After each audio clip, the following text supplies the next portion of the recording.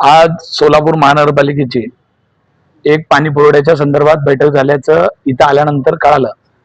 वास्तविक महापौरांनी या बैठकीचं आमंत्रण ज्या पद्धतीनं महापालिकेत असलेले सर्व पक्षाचे जे गटनेते आहेत त्यांनाही देण्याचं कर्तव्य होतं, पण त्यांनी तसं न करता फक्त भारतीय जनता पार्टीचे जे पदाधिकारी आहेत त्यांना घेऊन ती बैठक केली।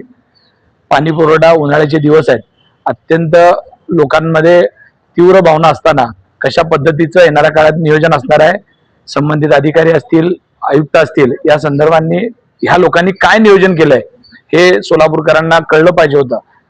आज सुद्धा बघितल्यानंतर एक गोष्ट लक्षात येते की पाणी पुरवठ्याचे दिवस कुठेही बदलताना दिसत नाहीत।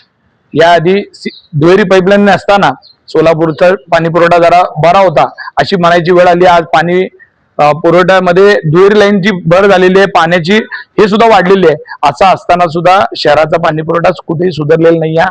मला अपेक्षा आहे की महापौरांनी सर्व पक्षाच्या प्रमुखांना एकत्रित घेतलं पाहिजे, काही अनुभवी अधिकारी आहेत त्यांची सुद्धा बैठक घेतली पाहिजे, जे बाहेर आज रिटायर म्हणून होऊन जरी गेले असतील तर त्यांना मानधनावर आत घेतलं पाहिजे। त्यांचा अनुभव खूप महत्वाचा आहे आणि ज्या नगरसेवकांनी यामध्ये पाणी पुरवठ्या प्रश्नावर बोललेले आहेत अशाही लोकांचा अनुभवाचा आपण फायदा घेतला पाहिजे। सोलापूरकर महापौरांकडनं खूप आशा ठेवून आहेत। मागची 5 वर्षामध्ये पाणी पुरवठा असाच झाला आणि आताही अशाच पद्धतीचा जर कारभार होत असेल तर येणाऱ्या काही दिवसामध्ये भयावह अशा परिस्थितीला आपल्याला जावं लागेल। कारण एकीकडे IT पार्क होत आहे सोलापुरामध्ये आणि सोलापूर एका चांगल्या दिशेला जातं असं म्हणतोय, पण सोलापूर शहरात जर रोज पाणी पुरवठा होणार नसेल तर आपल्या शहराची काय परिस्थिती राहील।